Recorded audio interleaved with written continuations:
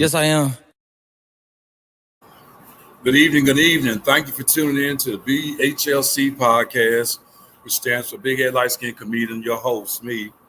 Thank you for tuning in today on this beautiful Saturday evening here in Louisville, Kentucky. Yes, I got a great show for y'all tonight. I'm down here at 1481 South Shelby Street, 21st Germantown. This is where I do my podcast every second Saturday of the month. I appreciate everybody tuning in. We're having some great fun tonight. I need to go over a couple of things first and foremost. Continue to subscribe to my podcast. Subscribe. Continue to support my podcast, and just continue to do that. I really appreciate it.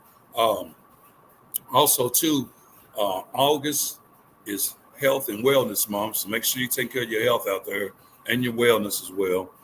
I want to give a little bit of shout out to Smile Center, supported a little bit of a sponsor for this podcast. They've always supported this podcast, so I give them some love. 7405 LaGrange Road here in Louisville, Kentucky. And my other sponsor right here is 21st Germantown, of course, giving me much love.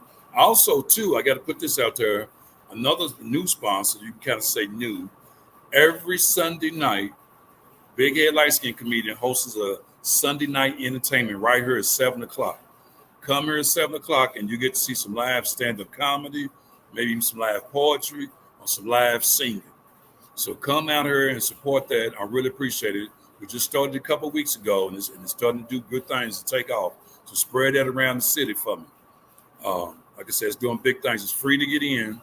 All you got to do is come in, have a drink, maybe eat some this great food. I have one of these great drinks here. It's not too expensive. So please come down and support what the Big Head Light Skin Comedians doing right here at 21st Germantown here in Louisville, Kentucky. Now, let me go over this. I got to go over one or two other things. Sometimes you might be able to see me on Mook in the morning on Instagram. It's every Monday and Wednesday and Friday morning at 9 o'clock. I tune into that. It's Mook in the morning from the Wu-Tang Clan.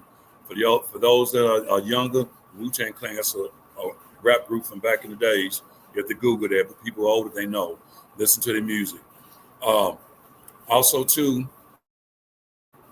like I said, I'm right here at 21st Germantown. And like I said, they're doing great things here at 21st Germantown. So y'all just come down here and support that. Let me see. I think it's about it. I'm going to make sure I cover everything before I get into it. Okay, I think it's almost everything I can cover. If I bring my guests in here, I need y'all to give him a Big Head Light Skin Comedian podcast welcome. He's a stand-up comedian, and I think he's from Louisville, Kentucky, ain't for sure. But I'm gonna let him talk to y'all a little bit when he first get in to go over his resume. So I gotta give him some love before I bring him in here. I give him a Big Head Light Skin Comedian podcast welcome to the one and only, my good friend, stand-up comedian, Costa. Y'all give it to, I hope I pronounced it right, Costa. Grab him to the stage. What's going on, man? What's going on? What's up? Glad you could join me, man. Hey, yes, man, sir. I'm glad to hear. Sir. Yeah, and I was just telling people a little bit about what I'm doing here on Sunday night and some other stuff. But the way I start my podcast, let me just go into that. The way I start my podcast, I let my guests tell a little bit about themselves and what they do. So you can go ahead and tell the people a little bit about what you do.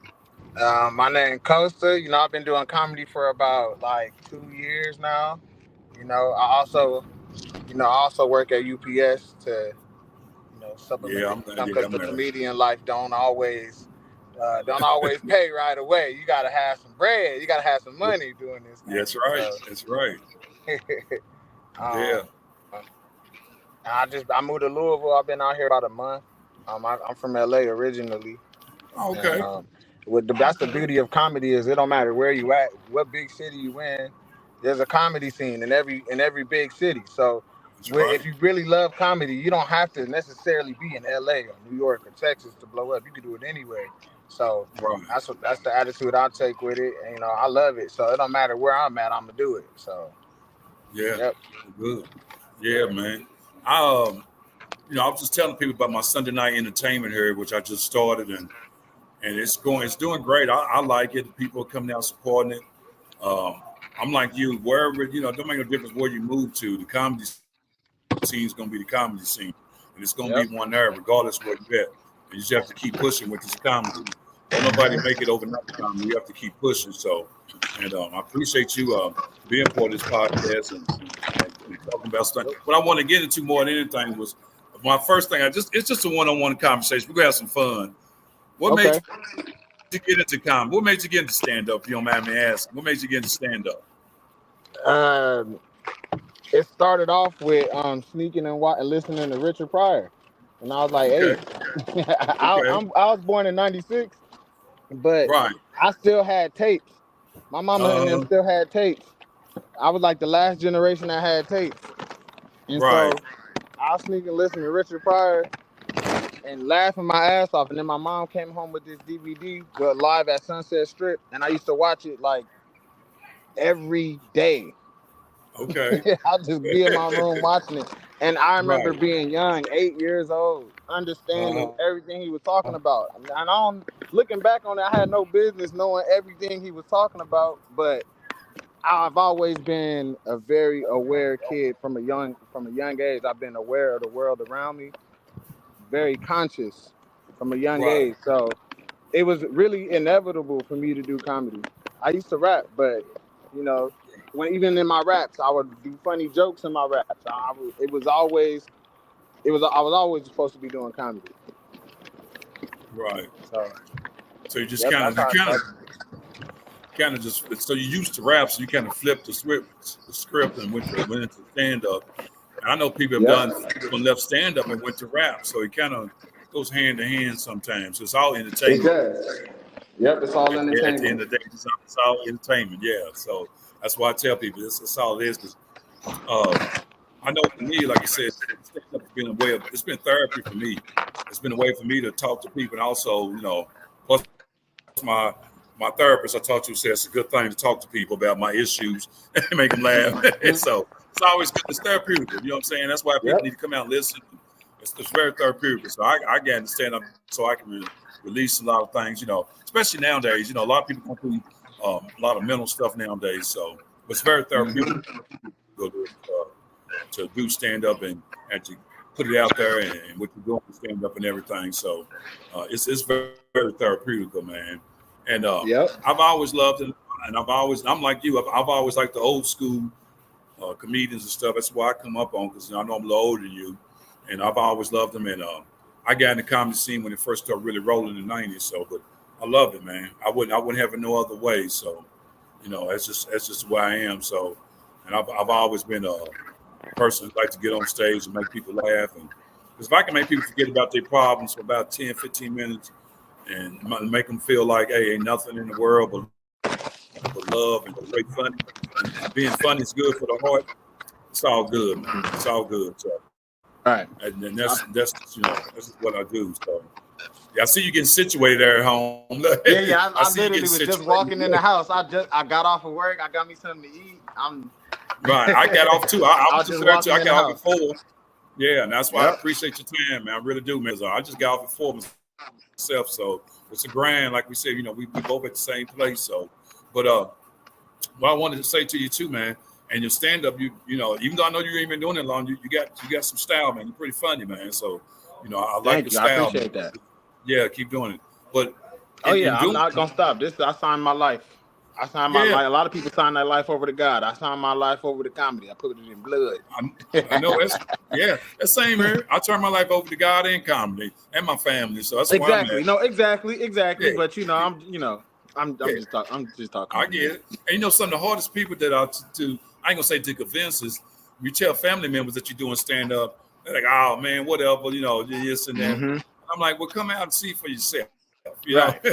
Come out and see. Family members, yeah, I'm sure you told some of your family members. It's like, yeah. How was they acting when you told family members?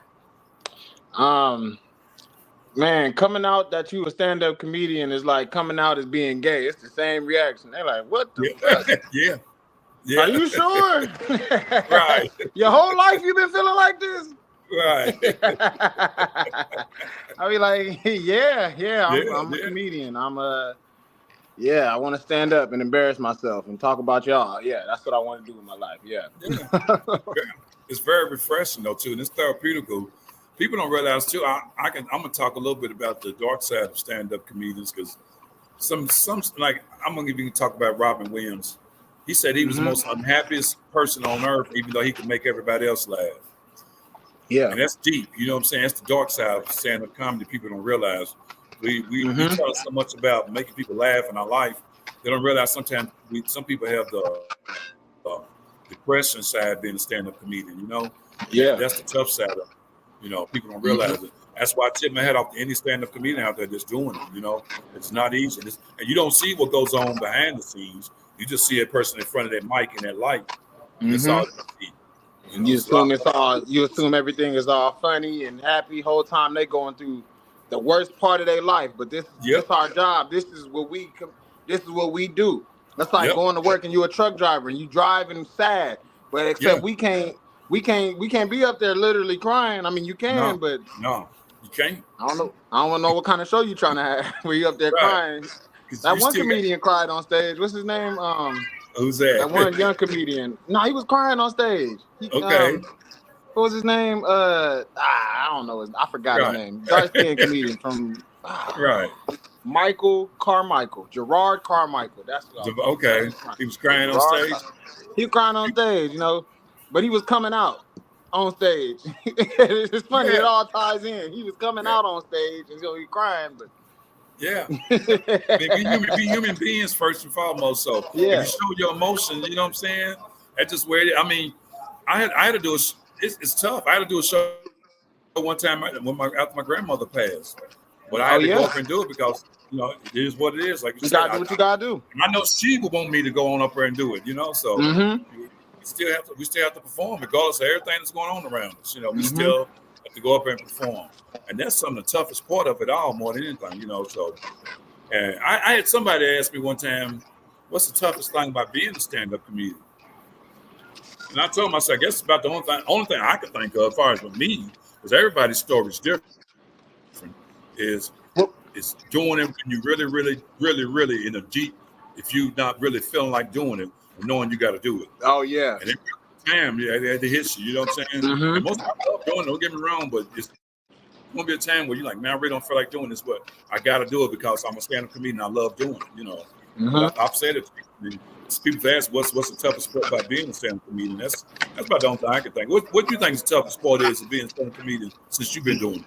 Being broke and doing it? Shit. Yeah. It is. Paying to get on stage, you know what I'm saying? And a lot of comedians don't like to admit that sometimes you gotta pay to get into these festivals, you know what I'm saying? To get your name in there. Sometimes you gotta pay $5 to get on that mic, especially doing it in LA. A lot of these places they have open mics, but in order to keep the business open, they charging the comics $5 for stage time. But you know what I'm saying? But you gotta, if you really love this, you're gonna do what you gotta do. I don't do a lot of complaining when it comes to comedy. You know, it do be hard, but I guess the hardest part for me for sure is just doing it and trying to make money in it and trying to navigate this while not having a lot of money. Yeah. I mean, see, I was going to ask you about that because I've been out of LA twice. And the one time I went, you're right. Comedians had to actually, with the time I went, only way they could get on stage was they had to bring some people.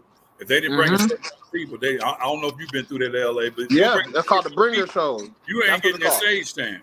You know, bring them. It's called the bring them shows. Yeah, there it is. Yeah, and a lot of these comedians in Louisville don't even understand that. They just come out and don't tell nobody, whatever. If it was like it here in Louisville, oh my God, some of these comedians wouldn't get no stage time. I wouldn't even get no stage. I'll get all the stage time though. I'll be at work. Yeah. I'll be at work. I use that as an excuse. Girls be at work thinking I'm coming up trying to flirt. No, girl, I'm trying to get you to come laugh. But I ain't trying to flirt with you. Quid pro quo. But I'm trying to make you laugh though. So come on through. I might flirt with you after the show. Maybe after the show we had a couple. Maybe after the show. But not at work, girl. I'm trying to invite you to come out and have some fun. Same here. Same. I'm steadily promoting this Sunday night entertainment. I'll be having flyers. I'm like you. They think I'm trying to flirt or whatever the case may be. I'm like, no. I need you to come support what I'm doing. I need to see these comedians, support these comedians here in Louisville, support local underground talent, support them. You know what I'm saying? And that's what they need to do more than anything. I ain't trying to mess with you or whatever. You know, I need you to come support. And look, my main thing is I'm telling you to come to something that's free. How much more you want? I didn't say $5 or $10. This is free. All you gotta do is buy a drink. This is free. How much better? It's got to be in the budget if it's free. Yeah, I mean, all I'm asking for your time. Come on, man. That's all I'm asking for, some your time. So, yeah. So, I just know that, man. And look, I think it's really been, the thing that's been with me is LSI, which I talk about in this podcast, which means learn, share, and inspire. And I kind of think it's what comedians are anyway, but learn, share, and inspire, LSI is what I call it. But also, I'm this here, because I don't know, I think I might have been talking to you and Sugar Ray about it. I'll put it on the thing here. It's self-growth. If you don't grow, how can you expect the people around you to grow? That's about where I'm at. I mean, I love my self-growth. I'm always working on it. I'm always trying to be a better person inside and out. Yeah. It starts on the inside. And you got to work on your self-growth as a human being, because if you don't, you walk around here lost. Yeah, you done for. Yeah. Yeah. You have to work on your self-growth. And they say you like the people, the three most people you around the most. That's a reflection of who you really are. Yep. That's true. Good point. So, yeah. Yeah, like that's real, yeah. And I know my circle's small. I ain't got to be around a crowd of 100 or 1,000 or whatever, 15.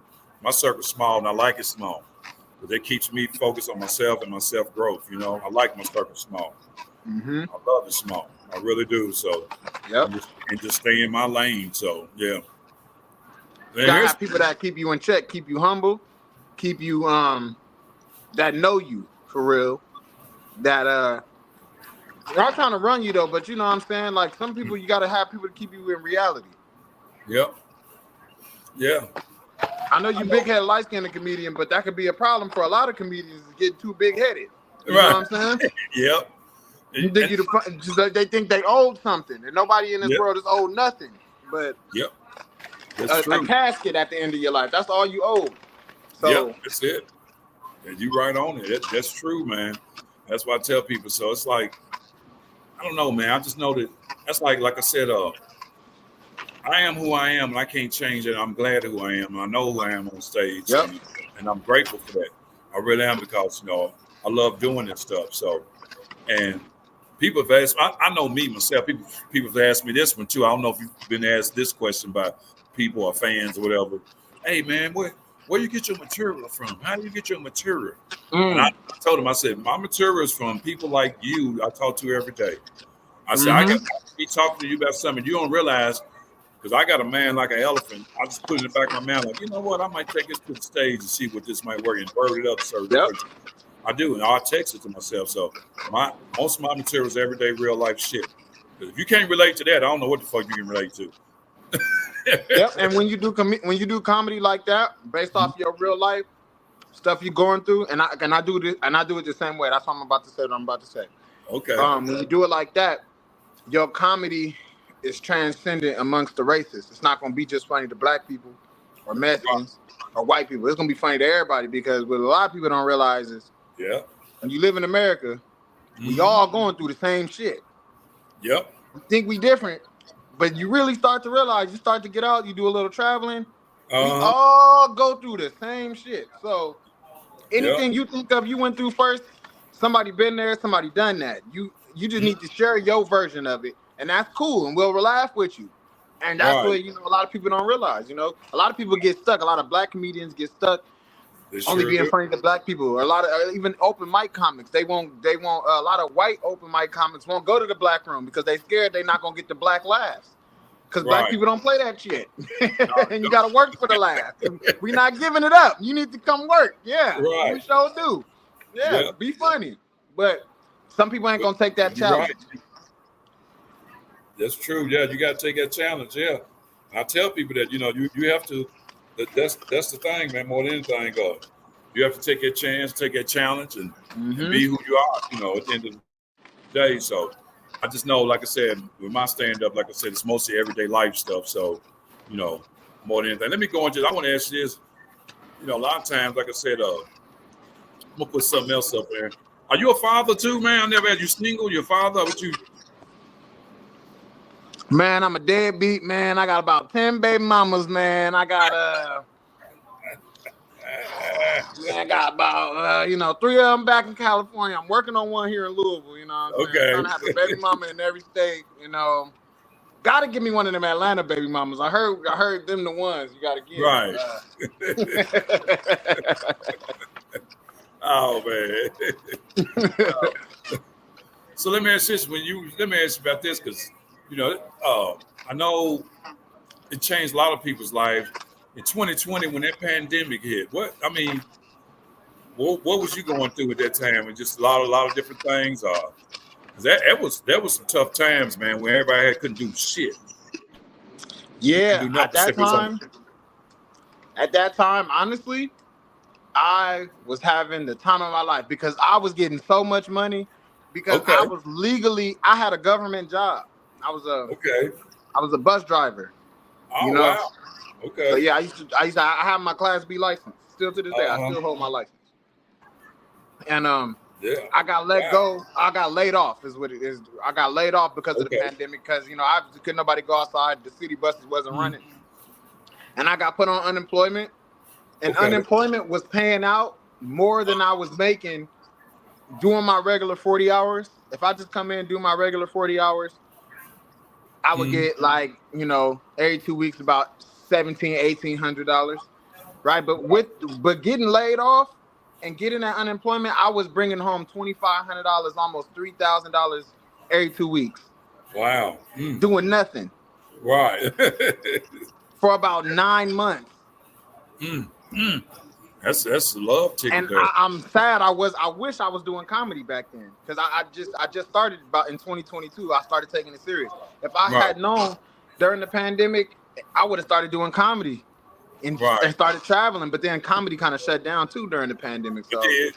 That's how this podcast. That's how this podcast got its birth. This podcast started in 2020. That's how I got its birth. Okay. I couldn't get on stage, so I was like, you know what? Let me start a podcast, and just kind of one thing led to another, So yeah, makes sense. This baby got born, so yeah. I mean, so it was hard in the sense that it was sad because a lot of people died. I knew a couple of bus drivers that didn't make it. Right. A couple of cats really passed away. It was hard, but I feel a little guilty about saying this, but 2020 was one of the best years of my life. I had fun. Yeah. I had a lot of fun. And sometimes it didn't help me because I got this podcast. Some things it might look. Some things is good. Might be something for another person to advance in. In the moment it didn't seem like it, but in hindsight, looking back on it now, it set me up. Everything that happened in 2020 set me up for where I'm at right now. So all of that had to happen. So looking back on it, it's like, dang, I did have a good time. I was living my life to my fullest, and I was still very appreciative of the life I was living in. I'm still am now. So that's great then, because that's what it's about, enjoying life. And if that brought you into other things, so be it. Everything happens for a reason. It comes to fruition. You'd be surprised how when things meet each other. So I was gonna tell you, but y'all have to tell you that to be yourself on the podcast, and I see you doing that, eating McDonald's French fries. Oh, I don't care. I don't care. I'm hungry, you know what I'm saying? Yeah. It's me. Y'all don't like me. Y'all don't like me because I eat McDonald's. Right. Y'all should see what I don't show y'all I eat. So I be. Right. I had Taco Bell last night. Yeah, I be eating. I eat what I want. I work hard. Right. I work hard doing what I do at work, so I can eat kind of bad a little bit and not get super big. Like I'm not a skinny guy, but I'm not the biggest guy either. I stay at a solid 250 to 245. That's cool with me because of the work I do. So yeah, it's cool. Keeps you in shape. Yeah, keep me in shape. So I can eat. I believe, man, that's me. I definitely take care of the body. I think the body's a temple, so I always take care of my body. Now I do work. I do work at least once a week. Sometimes I go to Planet Fitness or whatever, but I just try to I put in my body, and I enjoy working out, so it don't bother me. I know some people be like, damn, I don't want to do this, I don't want to do that, but you want all the glory, but then your body look like Rick Ross. Come on now. Yeah. You know what I'm saying? Come on now. You want I'll be sad. I'll be sad sometimes. I'll be like, damn, I need to get it together. I do be working out. I kind of been slacking this week because, like I said, my job is very physical. I'm pulling heavy hands and walking around. I'm for about 5 to 6 hours a day. I'm pulling heavy and lifting heavy. So right, yeah. When I hit the gym, I keep it light. I tend to do mostly calisthenics when I work out. I just do push-ups and pull-ups. I like to lift my body weight. Yeah. It keep you tight. Like pause, but it keep everything. You're pulling your body. That's what it's meant to do. You meant to pull your body weight. A lot of people can't pull their body weight. Oh yeah. Yeah. So, man, I was gonna put on here about the Louisville comedy scene. I was gonna put that over, but we just talked about it. And I've been part of it for years, since '94. And to me, it's like a lot of it's been saturated as far as the comedy clubs and places to do comedy. It's been saturated. Hey, how you doing? And so it's been saturated because you got all these different spots to do stand-up in. I guess which is good. Because you go to spots, which is good. I'm not taking it away from it, but every spot ain't always good because it depends on how it's run and how things are. It's set up. And it's got to stay professional for me. No, I'm not knocking nobody else. So, and you've been to a lot of different spots in Louisville to do stand up, or what you? And plus, as far as out of town or here in Louisville, what? So far, I've been to I would say about 5 comedy clubs here in Louisville that I've been to do stand-up so far. In this month I've been here. And it's a lot different from LA for sure. Meaning that you don't gotta pay for time as much. But some of these clubs you do gotta wait a long time to get on stage. Like at the Caravan, you can't just get on stage. You gotta sign up. It takes weeks in advance. Yeah. You gotta, if you were just passing through trying to do comedy here, you gotta just know. You gotta kind of make connections in the city if you just want to pass through and hop on the mic. In LA, you could pass through, hop on a couple mics, do your thing, and get on to the next city. Right. Do your show. But out here, it's a little different. It's I don't know, but I like what you got going on at Germantown. I like what you got going on. Man, I appreciate that. I appreciate it. It was fun. You bring out a nice audience too. So the people, you got a nice support system because you've been here for a while and you're doing it. So I salute to you on that. So far, coming to your show was one of my favorite times. That and Kaiju, I like Kaiju as well. That's a good one too. I don't know if you've been there. Yeah, I appreciate it. Yeah, because my thing is not only do I want my crowd to feel comfortable, enjoy themselves, seeing entertainment. I want the comedians to feel good too. Mm-hmm. So I want everybody in the room to feel good. And that's what a room should be about. Everybody feeling good and great, laughing, enjoying themselves.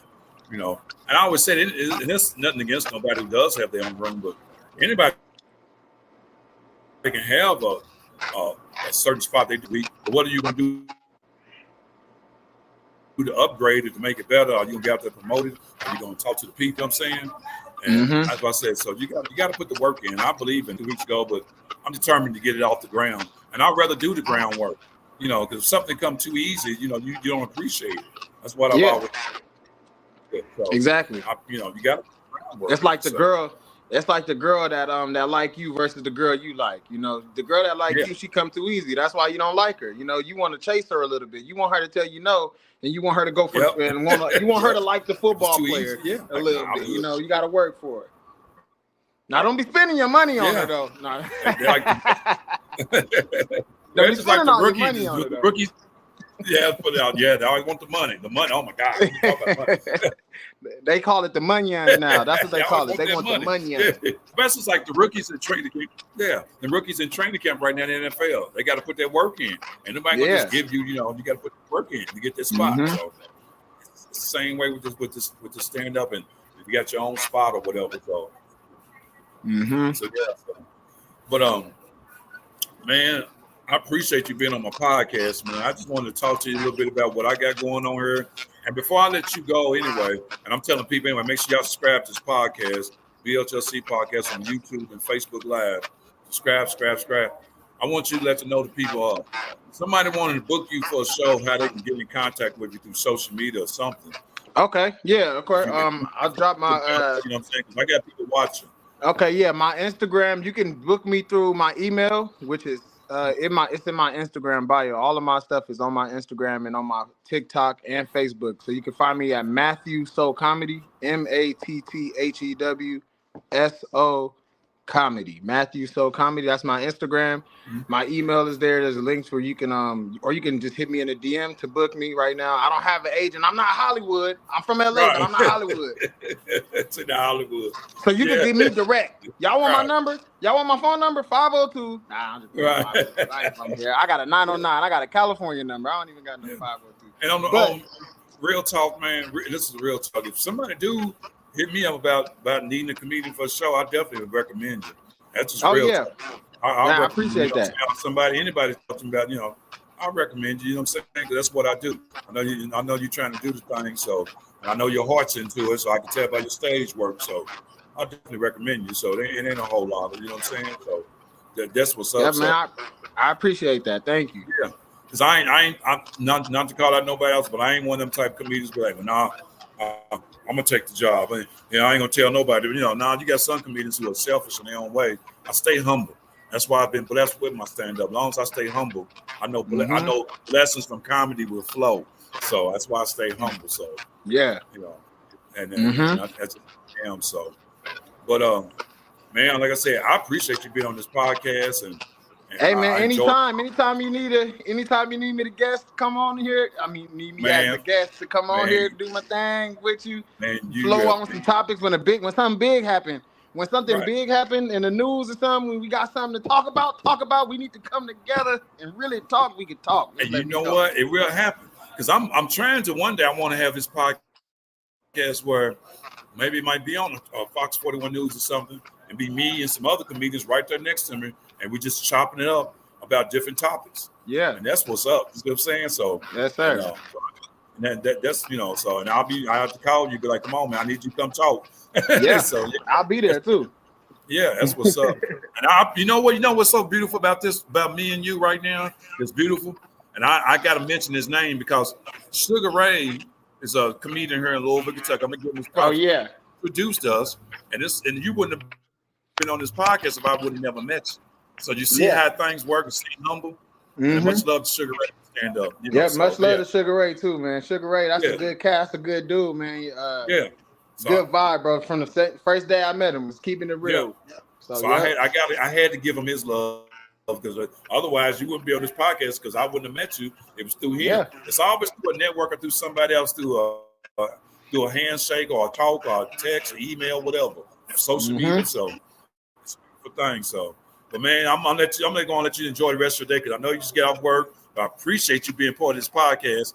Keep pushing, and I'm definitely gonna, like I said, try to help you out. I'm here every Sunday night doing Sunday night entertainment, 7:00 here at 1417 South Shelby Street, 21st Germantown. Y'all come check me out and come check out Coaster too. I'm gonna be there with you every week. So you got man. You got I appreciate that, man. I got you. I appreciate that. I really do, man. Go on and enjoy the rest of your evening, man. I appreciate you being part of this, man. All right, you too. Big head, light skinned comedian, man. Y'all make sure y'all hit the subscribe button. That's with my boy. We going up. Y'all have a good, safe, blessed night. All right, much love, man. Enjoy your evening, man. You too. Well, that was the big BHLC podcast for tonight. I appreciate everybody tuning in. It's a great podcast. Just talking about this stand-up. If you know somebody that wants to do stand-up or can sing or do poetry, bring them out here Sunday night at 7:00. Stand-up is between 6 and 7. I'm all about enjoying myself. I got a comment here I got a comment on here. Let me see what this is. Tab T. Yeah, thank you, Tab T, for watching. Y'all support what Tab T's doing with her books. She's always putting a book out here and there. Support what she's doing. And I appreciate you watching. I appreciate everybody that was watching this evening. Subscribe to my podcast. Like I said, subscribe. BHLC podcast. Also, give me a listen on Spotify. I'm on Spotify. Listen to me on Spotify. This is my 47th episode. I love doing this. And I love just putting people out there on this platform so y'all can know about them and support them. Like I said before, I'm right here at 21st Germantown. Every Sunday night, I'm here at 7:00. I'll be back here as far as with my podcast the second Saturday of September. I think it's September 13th. I ain't for sure, but just tune in, and we're going to have a great time. I appreciate that, Tab. Appreciate that. Congrats.